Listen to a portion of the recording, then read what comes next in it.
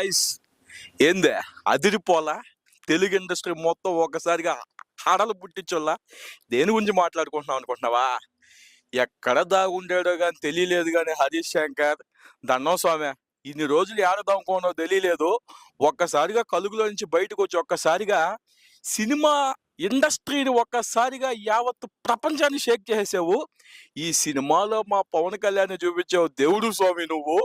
దీంట్లో నాకెందుకో మన గ్లిమ్స్ చూడంగా నాకు ఇంకోటి అర్థమైంది. అయ్యో దీంట్లో ఏడో పొలిటికల్ కంటెంట్ ఏడో తొక్కినట్టుంది. ఈసారి మన పవన్ కళ్యాణ్ పిఠాపురం సంబంధించి ఆల్రెడీ మనకు ప్రచారం జరుగుతూ ఉంది. దానికైతే చాలా ప్లస్ పాయింట్ అవుతుంది.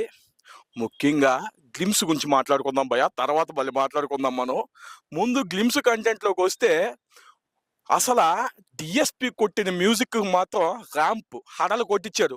ఏందబ్బా మనం చిన్నప్పుడు ఇవి ఉన్నాయి కదా